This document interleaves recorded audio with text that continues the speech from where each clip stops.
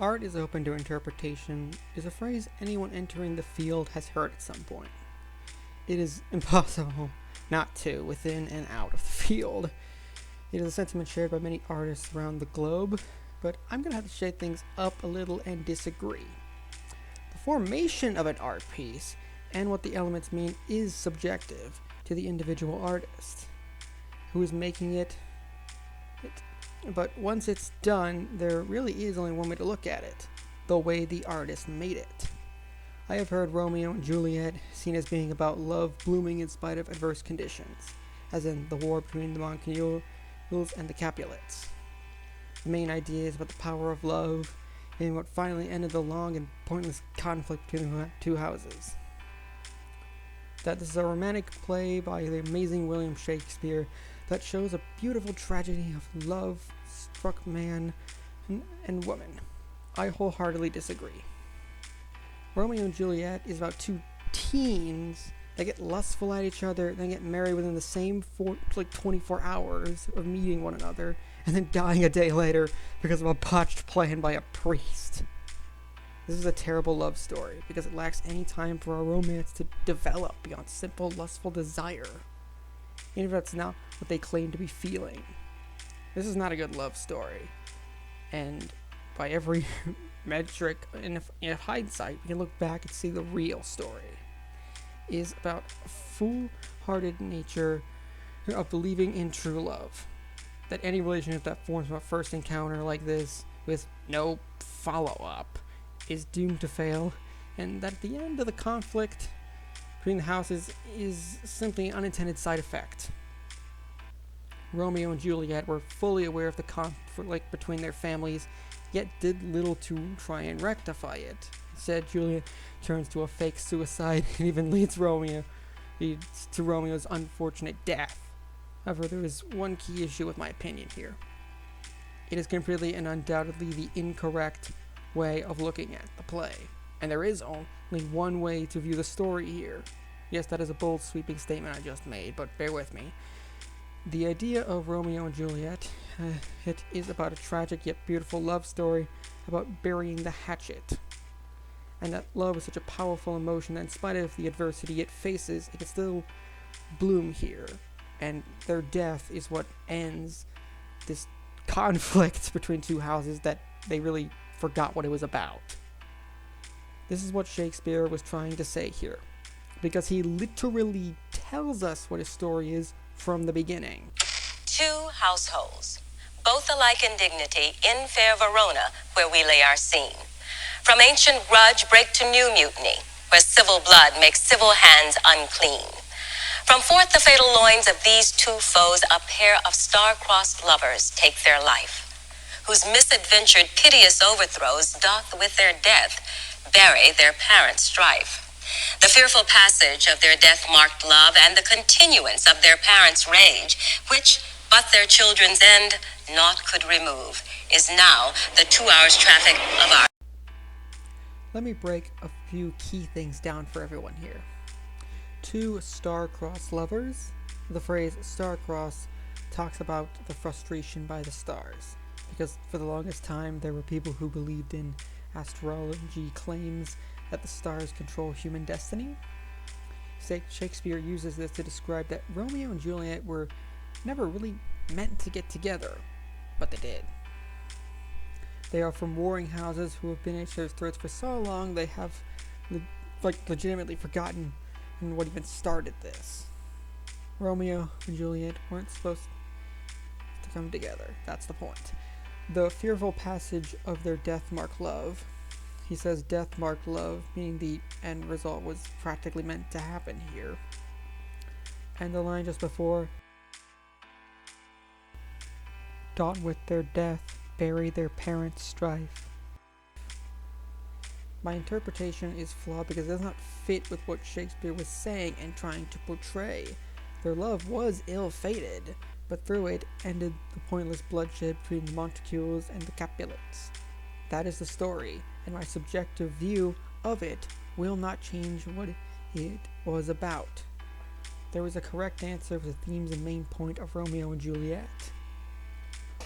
My personal feelings towards the play will never change that, no matter how loudly I go out and say it.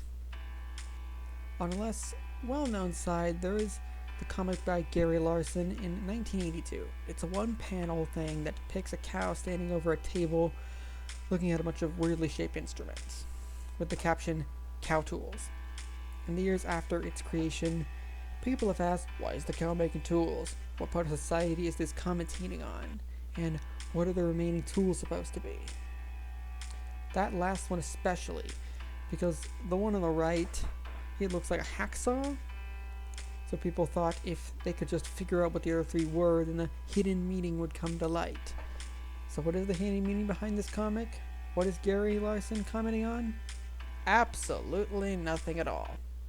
Gary has long since confirmed that the comic is nothing more than a surreal joke. That if cows were to make tools, they would be bad at it. Ha ha ha ha ha. The other three shapes are just random things he drew down. The comic doesn't mean anything. Any attempts to look at the drawing for any form of meaning was pointless.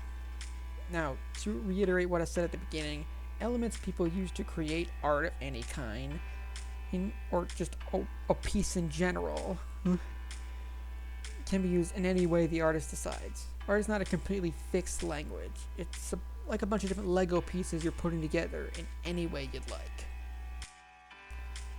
But once it's made, the only way to view it is the way the builder made it. Their vision in crafting the sculpture, painting, or moving is always going to be their way, or it's just incorrect. What about art that's made to be interpretive? Is it really, though? The artist can say it was made to be viewed from any angle. Well, but Salvador Dali drew that painting with the melting clocks from a dream. It was something he painted on a canvas and said it was just something he did to create surreal images with a style he came up with. I have read someone say that it's about the irrelevance and transitory or fluid nature of time, hence the title, The Persistence of Memory. That could definitely be true, if not for the fact that Salvador Dali does have a tendency to just slap things together because it fits the style he was trying to push. So it's equally as likely it's in the cow tools lane of not having any deep meaning, but we've just been assuming it does because of how interesting it looks. Art that has no meaning exists, like Jackson Pollock, who literally threw paint on a canvas saying it was so the audience should be allowed to come up with their own meaning about it. For all I know, that is probably how he thought of it. And it's equally as likely that he just threw paint at canvases and made up some nonsense, so now we value his work for literal millions. A sort of real-life emperor's clothing scenario, but we don't have some child pointing out the plainly obvious. Then there is an Italian artist taping bananas to walls. No, really, he sold 3 versions of this thing for a value over $0. Now, don't get me wrong, meaningless art has a right to exist and can be made for fun. It's why news networks still exist. But there are people out there that spend hours of every day trying to pick apart something old that we know about or what it's about.